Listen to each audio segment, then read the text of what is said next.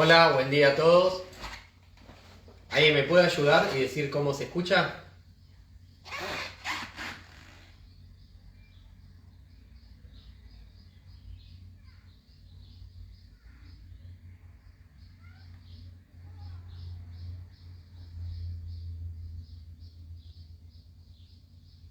Gracias, José.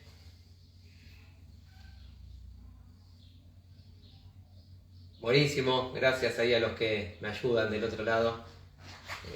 Yo siempre les digo, tengo el celular un poco adelante, ahí enfrente a donde estoy mirando, y tengo el monitor hacia la izquierda donde voy leyendo el chat de ustedes y también donde hoy voy a interactuar.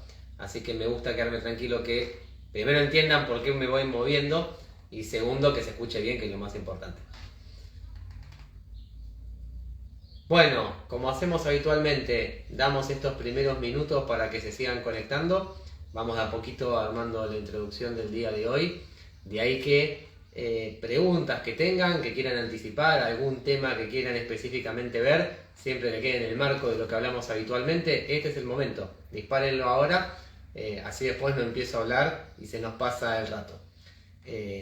Mi propuesta de temas es ver un poco cómo está el contexto, ver cuáles fueron los eventos significativos de esta semana, ver algunos activos que se hayan movido fuerte también en este último tiempo y en algunos activos, si es que ustedes no me lo nombran, pero que yo les voy a mostrar que se movieron fuerte, ponerlos en contexto, ¿sí? Ver un poquito la historia, ver dónde están hoy y ver dónde estuvieron tiempo atrás.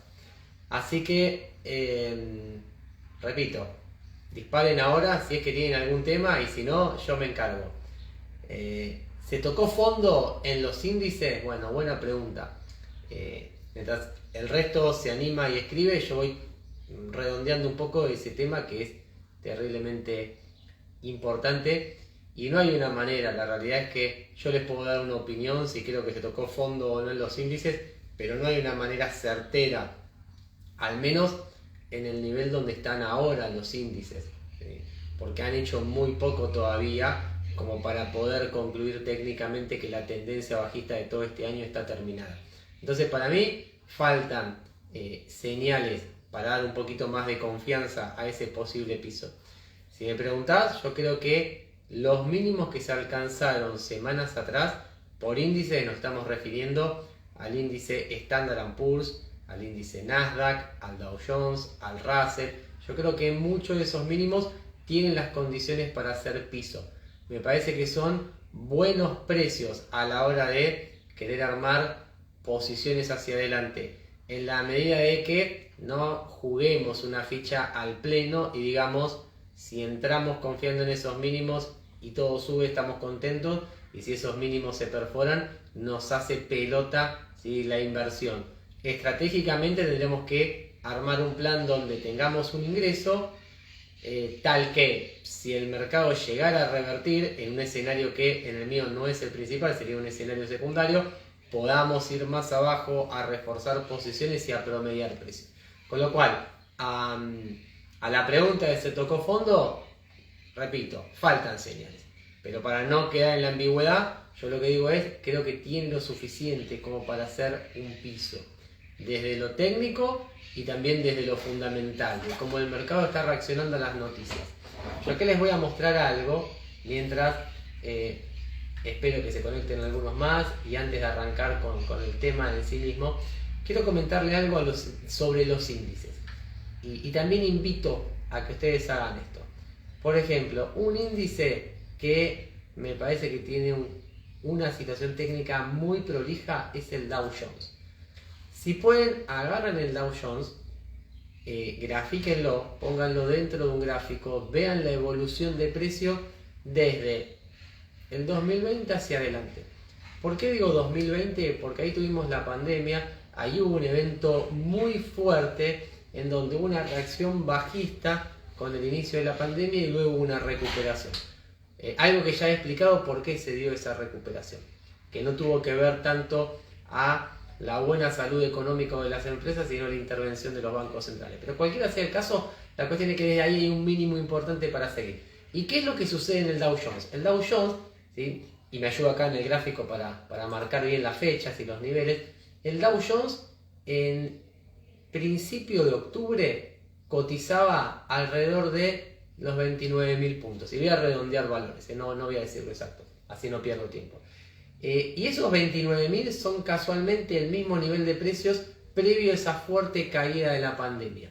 ¿Por qué les digo esto? Para que empiecen a jugar un poco con los gráficos y a la hora de responder preguntas, como bien hicieron recién, ¿hay fondo o si se tocó fondo, se alcanzó el mínimo para los índices, sí o no? Tengamos algo técnicamente hablando para poder argumentar un sí o un no o un no sé. Y una manera es empezar a comparar los niveles de precio. Cuando ustedes miran un gráfico, fíjense cuando se forman B cortas, es decir, cuando un precio viene agresivamente a la baja y se repone y genera un mínimo en B, o lo mismo al alza, cuando un precio viene muy fuerte, se da la vuelta y nos termina marcando un pico. Si todos esos picos para arriba o para abajo, tómenlos como referencia y compárenlo con picos o mínimos anteriores. Y en el caso del Dow Jones, el mínimo de octubre es prácticamente el mismo del mínimo de junio de este año, un poquito más abajo, pero en esencia es lo mismo, y es el mismo nivel prepandemia. Entonces, eso es lo que se conoce como soporte. Yo creo que en el Dow hay una suerte de soporte, no así en el S&P, no así en el Nasdaq, y en estos últimos dos es porque el Nasdaq, que comprende a las compañías tecnológicas, ha experimentado un mal momento. Las compañías tecnológicas fueron las que más sufrieron de los cambios económicos, principalmente de los cambios que el Banco Central de Estados Unidos, que es la Fed, implementó y que terminó siendo subas de tasas de interés. Cuando hay subas de tasas de interés, y como he explicado en el pasado, eso golpea negativamente a todas las empresas, hablando en términos generales, y más aún a las empresas tecnológicas, que se caracterizan por ser empresas de alto crecimiento. Entonces, el Nasdaq sufrió mucho esa situación. Este contexto de altas tasas le pegó fuerte. Y además, hubieron casos puntuales, como por ejemplo el de Meta, ¿sí? Que de paso le digo, mírenla, a mí Meta es una compañía que me gusta mucho por su nivel de precios, pero no está alcanzando sus pisos. Incluso hoy tuvo una situación extraordinaria, una caída de ni más ni menos que el 20% en la preapertura. ¿Por qué? Por información que dio propio la empresa respecto a su balance. Pero bueno, Nasdaq entonces, volviendo al anterior, mal momento. El S&P, que reúne a las 500 compañías más grandes de Estados Unidos, por la influencia del Nasdaq, tampoco tuvo una muy buena performance. Si bien está reaccionando mejor que el Nasdaq. Y el Dow Jones se caracteriza por ser defensivo. Dentro de el segmento accionario es el más defensivo. ¿Qué quiere decir el más defensivo? Que a la hora de bajar, baja menos que los otros índices, y a la hora de subir, sube menos también. Es más lento a la hora de subir y bajar. Cuando hay una situación de incertidumbre como este año, o cuando hay una tendencia bajista, como cuando todo el mercado se pregunta lo mismo que preguntaba recién, ¿sí? Acá el compañero, si estamos solo en mínimos, el mercado lo que hace es, se rebalancea, ¿sí? Ante la incertidumbre, tomando posiciones defensivas, que en acciones son las compañías del Dow, y se saca de encima las más volátiles, que es por ejemplo la del Nasdaq, ¿sí? O parte del S&P. Entonces bueno, ahí mi pregunta de cara a si se tocó o no fondo en las acciones. ¿Qué más tienen? ¿Qué preguntas hay? Yo mientras estoy actualizando acá el chat, que se me quedó congelado, sé que si ven que me quedo mirando el monitor es por eso. ¿Qué más podemos decir? ¿Sí? ¿O qué puedo agregar? ¿Cuáles fueron los datos importantes de esta semana? O por ejemplo, datos importantes del día de hoy. Hoy hubo un dato importante. Hubo un dato importante que vino de la mano del Banco Central Europeo. Así rompemos un poco el hielo. ¿Alguno sabe de qué se trata? ¿Alguno prestó atención a qué dijo el Banco Central Europeo en esta mañana?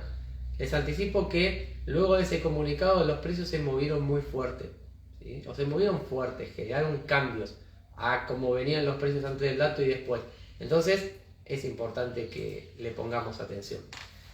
Así que, ¿alguno le prestó atención? ¿Alguno sabe de qué estoy hablando? Bien, ahí está, subió 0,75. ¿Y qué significa subió 0,75? Que la tasa de interés que tenía el Banco Central Europeo para los préstamos interbancarios, y para el que no sabe de qué se trata y para redondearlo, ¿sí? Sin entrar mucho en detalle, bueno, subió la tasa en un 0,75%. ¿Cuál es la tasa de la Unión Europea? De paso vamos a hablar un poquito de tasas. ¿Cuál es la tasa a la cual se prestan los bancos? La tasa interbancaria, esa tasa base, ¿sí? La tasa sobre la cual también se arman las demás tasas de mayor riesgo. ¿Cuál es la tasa en la Unión Europea? Hoy, luego del aumento. Como bien dijeron, el aumento fue de 0,75%, pero ¿cuál es la tasa de la Unión Europea?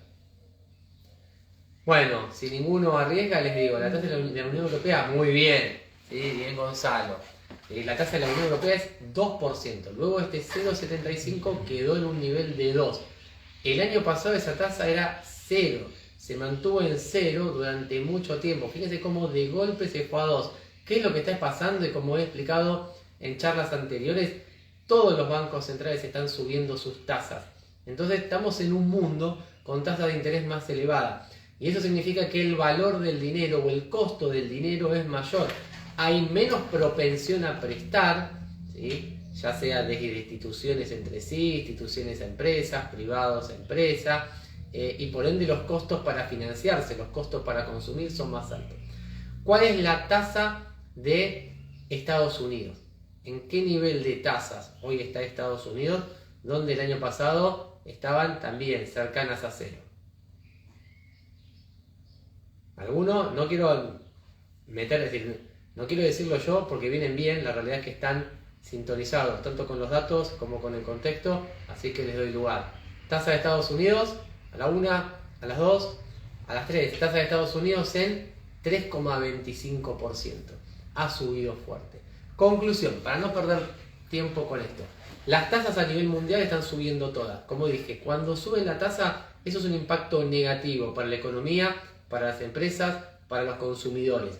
Y a los activos financieros a los que invertimos también es negativo. Cuando las tasas de interés suben, las acciones tienden a bajar, los metales tienden a bajar, el resto de los commodities tienden a bajar, y las criptomonedas, por ejemplo, también. Si alguno se pregunta por qué las criptomonedas cayeron tan fuerte, poniendo el caso de Bitcoin de 70.000 a 20.000, redondeando también valores, pues estuvo debajo de 20.000, es por esto, ¿sí? Por la misma situación. Cuando hay aumento de tasas de interés, esto genera un movimiento de capitales en donde se van a activos defensivos, se quitan del medio los volátiles y por eso se dan las caídas. Bueno, y ahora, ¿cómo queda la situación? ¿Qué es lo que el mercado quiere ver hacia adelante? Vamos, por ejemplo, al caso de lo que preguntaban antes del piso, ¿sí? De los mínimos en los índices accionarios.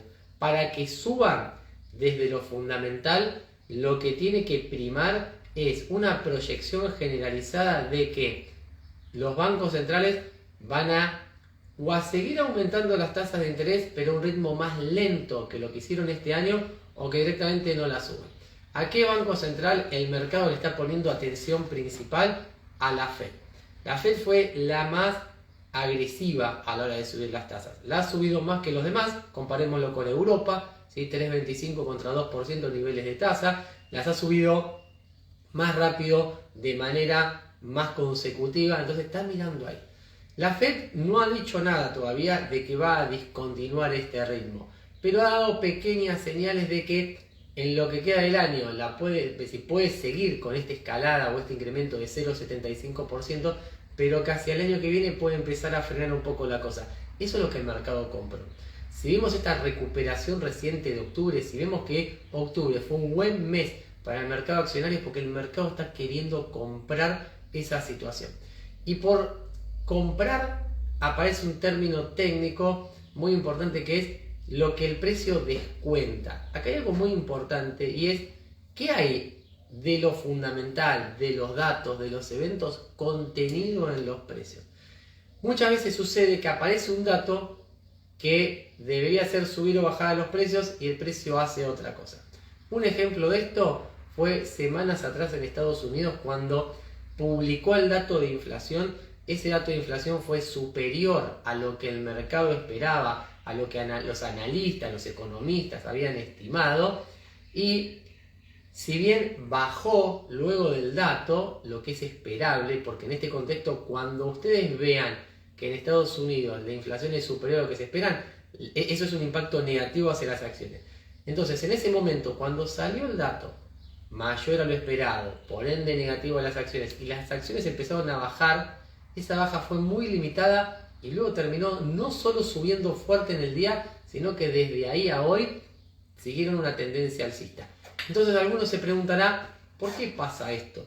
¿Por qué pasa que cuando sale un dato que debería hacer bajar a los precios, como este, suben o viceversa? Y es porque los precios anticipan situaciones. Entonces, esta es la parte delicada, la parte que más tiempo lleva, la que requiere más experiencia, y es la de determinar qué es lo que los precios pueden tener. Primero hay que entender cuáles son las variables fundamentales importantes, que en este momento son inflación, comportamiento de bancos centrales y tasas de interés, y nivel de actividad. Nivel de actividad medido por la economía está creciendo o puede entrar en recesión. De esos tres, ver cuáles son los datos, cuándo se publican, cómo vienen saliendo, en donde la inflación, la última de Estados Unidos, fue superior al esperado, está desacelerando un poquito, ¿sí? Pareciera que ya el máximo de inflación se alcanzó, pero sigue siendo alta. Las tasas de interés es lo que le dije anteriormente, ¿sí? Saber en qué nivel están, saber si los bancos centrales van a seguir subiendo o no, que como le dije, sí van a seguir subiendo, y niveles de actividad donde toda la economía se está desacelerando. Pero todavía no hay indicios de recesión, hay temores de recesión, pero no hay indicios, no hay datos que apunten ahí. Entonces, este es el primer punto, tengo que entender cómo está el contexto, a través de qué datos voy a seguir ese contexto, cuáles son los principales, que acá les digo, son estos tres, y después tratar de intuir qué de eso tienen los precios metidos, ¿tá? Y ahí no hay algo, ¿sí?, certero para analizar. Si el análisis técnico no sirve, porque en el análisis técnico el precio va generando patrones, y en esos patrones vamos viendo cuándo se aceleran, cuándo no, y también vamos viendo cómo reaccionan a las noticias. Para no aburrir, para no perder el tiempo, que ya nos queda poquitito, ¿qué es lo que el mercado está hoy, o qué es lo que creo que el mercado está descontando, interpretando en sus precios? Que de esas tres variables que les dije recién, las tasas de interés van a seguir subiendo pero más lento, lo cual es, si eso termina siendo así, sería positivo para las acciones, para las criptomonedas, para los metales, que por ende que la inflación va a venir más abajo de lo esperado, que las tasas de interés van a subir menos, y que la economía, si entra en recesión, va a ser una recesión liviana. Eso es lo que yo creo que el precio tiene metido adentro. Si termina siendo así, los índices van a haber encontrado su piso en octubre. ¿Qué más podemos ver? ¿Sí? Acá me centro en la pregunta, sigo yendo la pregunta de los mínimos de los índices, y también centrado en qué puede pasar en los demás activos. ¿Qué señales podemos tomar? Y acá me voy a charlas anteriores, la de correlación. Ver de todos los activos que operan en el mundo, cuáles son los principales y cómo van respondiendo entre sí. Y acá les digo, a la hora de segmentar todo el mercado con todos los activos, yo lo hago en 4 bloques. Muchos ya lo saben porque me siguen en la mesa de trading todas las mañanas, otros porque han escuchado mis charlas previas y otros quizás se enteren ahora. ¿Cuáles son los 4 bloques principales? 1, bloque de divisas, lo que se conoce como Forex.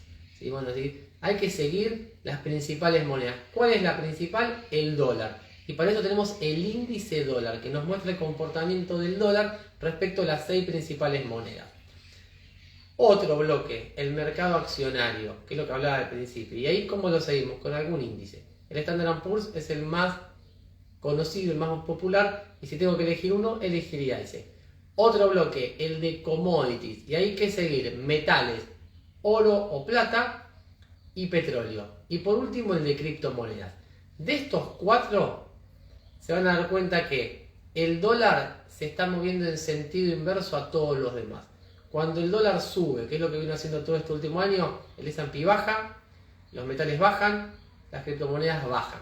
Entonces tenemos que ir siguiendo esto para ver o tratar de inferir cuándo hay algún cambio de comportamiento, principalmente en el dólar. ¿Sí? El dólar este mes estuvo flojo, con lo cual de seguir así va a ser positivo para los otros 3 segmentos. Y después ver cuando alguno empieza a generar un cambio sin que los otros lo generen. Hay veces en donde puede pasar que el índice dólar empieza a bajar, las acciones, los metales y las criptos no reaccionan a eso en el mismo momento y reaccionan después. Conclusión, sigan esos 4 bloques, tengan esos 4 activos de referencia y vayan viendo toda señal de cambio, porque lo que necesitamos ver para invertir en acciones, invertir en criptomonedas en este momento, invertir en metales en este momento. Lo que necesitamos ver es que lo que ha pasado en este último año empieza a dar señales de cambio. Cualquier señal que ustedes vean, principalmente en los precios y en los gráficos, de que están haciendo algo distinto a lo que venían haciendo, eso va a ser un cambio positivo. Viceversa, si vemos que nada cambia, si ustedes ven por ejemplo una tendencia que mantiene su mismo ritmo, sus mismas oscilaciones, entonces eso hace presumirnos que no hay cambio y las tendencias siguen como hasta el momento. Es difícil explicar esto solamente moviendo las manos. Si necesito gráficos para poder marcar lo que es lo que hago las mañanas, ¿sí? En la mesa de trading. Pero bueno, espero haber podido dar un panorama general. ¿Qué les quiero decir? ¿Qué otras cosas se movieron fuerte? Toqué monedas, la libra. Y acá se las voy a nombrar porque en el caso de la libra, la moneda del Reino Unido, se está dando una situación muy particular. La situación comprende lo siguiente. Primero que económicamente hablando no está bien, nivel de actividad muy flojo, desacelerado, ¿sí? Con muchas señales de recesión, inflación mucho más alta que la de la Unión Europea y problemas políticos. Han renunciado recientemente 2 primeros ministros, ¿sí? La última, que fue la primer ministro que renunció días atrás, si mal no recuerdo fue la semana pasada, tuvo menos de 2 meses al poder.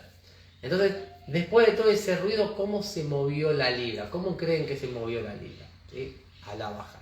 ¿Contra qué medimos la libra? Contra el dólar. Tienen un gráfico y pongan libra, dólar. ¿Cómo se pone esto? A la hora de poner símbolos, GBP, USD. G, B larga P, es el símbolo de la libra. USD, el del dólar. ¿A qué nivel está hoy? 1.16. ¿Cuál fue? ¿Qué significa 1.16? Que una libra equivale a 1,16 dólares. Y alguno dirá, eso en relación a su historia, ¿es alto o es bajo? Les digo lo siguiente. Ha llegado a estar en 1 a 1. ¿Cuándo? El mes pasado. ¿Sí? Producto de todo lo que dije recién. ¿Y cómo estuvo con anterioridad? De acá una mera descripción, porque esta es una moneda que yo creo que se va a seguir moviendo muy fuerte. En el 2001 cotizaba a 1.36. Es decir, si yo tenía una libra, me daban 1,36 dólares. Tomen nota de eso. Después, su valor más alto lo tuvo en el 2017, cuando estuvo en 2. Una libra, 2 dólares. Después vino la crisis financiera internacional y en 2009, luego de la crisis, luego de que bajó todo y todas las monedas muy fuerte, llegó a 1.36. Se recuperó hacia 2014 a 1.70, bajó fuerte hacia 2016 a 1.19, la tuvimos en mitad de este año a 1.40, perdón, mitad del año pasado, ¿sí? 1.40 y ahora a 1. Entonces está claro, y si no, vean el gráfico porque van a ver lo llamativo de esto, los fuertes movimientos, una destrucción grosera de su valor. Entonces es una de las monedas que más, no sé si atractivo es la palabra, pero que más movimientos extraordinarios puede llegar a generar en el corto plazo, dentro de las monedas principales. ¿Y cuáles son las monedas principales?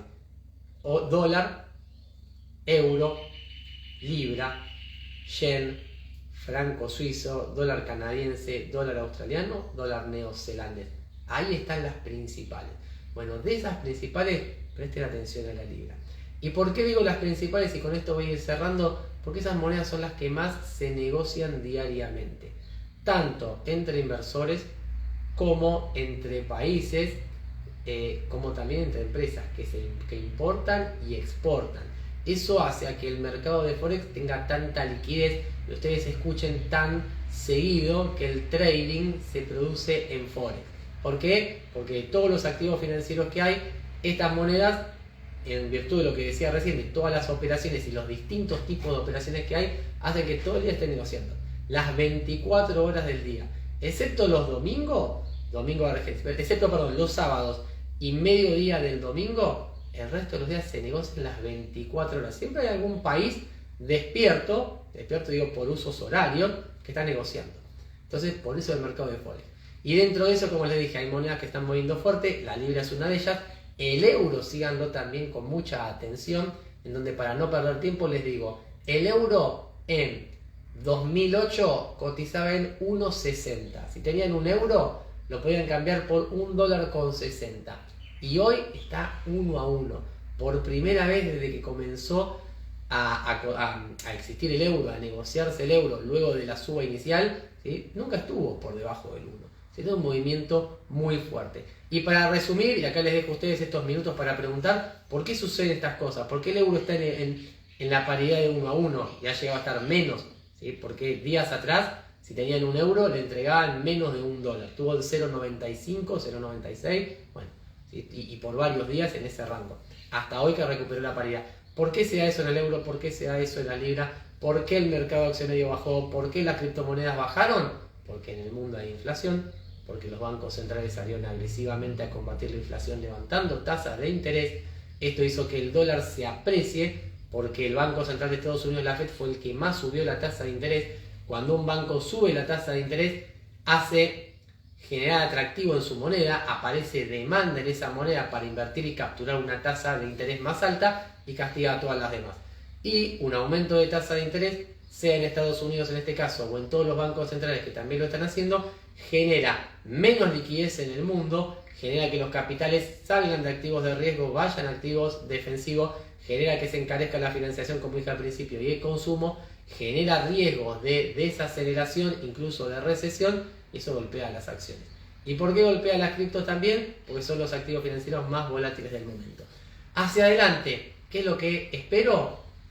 Que salvo que aparezca algún dato llamativo, fuerte, que sorprenda a lo que yo creo que hoy los precios tienen contenidos adentro, yo creo que está todo cerca de sus pisos.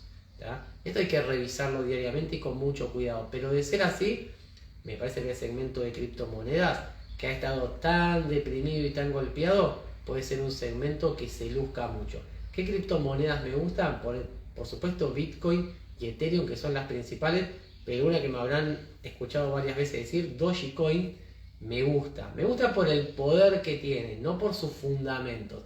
Así que quien siga criptomonedas y quien no, me parece que es un buen momento para hacerlo. Bueno, de mi lado voy cerrando, ¿sí? Ya estuve casi media hora hablando, espero que no se hayan dormido. Si tienen alguna pregunta de cierre, bienvenidos, que la planteen ahora, y si no, lo pueden hacer a las redes de ICB, ¿sí? al Instagram de ICB, la página de ICB, www.icbargentina.com. Como he dicho bastante en este último tiempo, sugiero para este contexto que pongan mucha atención en el programa de capacitación de ICB IPRO. ¿Sí? Contiene todo lo que hablé hoy, tiene todas las herramientas de análisis para detectar estos momentos, para ir a buscar pisos, para ir a buscar altas recuperaciones, para seguir todos los bloques que dije hoy, acciones, forex, criptomonedas, commodities, y es algo, dada la baja fuerte de mercado de este año, es algo para prestar atención. Estos momentos, sea que los pisos se hayan alcanzado en octubre o que estén por venir más adelante, son esos momentos en donde después aparecen recuperaciones fuertes. Este fue un mercado deprimido que ha convocado muy poca atención, pero si uno no trabaja este momento, después la suba, la va a ver por el diario y va a llegar tarde. Entonces, invito a que sigan al mercado más de cerca, mucho más de cerca de lo que hayan hecho en este último tiempo. Y si se animan a navegarlo, ya les dije, de todos los programas de ICB que yo recomiendo en este momento para el inversor promedio, no para el que dice quiero ir, ¿sí? a la capacitación plena, a la más profunda, sino para el inversor promedio, el IPRO. Bueno, me despido, ¿sí? Y como siempre me pueden ubicar a través de la página de ICB, del Instagram de ICB, o me pueden buscar también en mi Instagram personal, Esqueo Ariel. Y con gusto, ¿sí? Seguiremos hablando de mercado. Que tengan todos un muy buen día.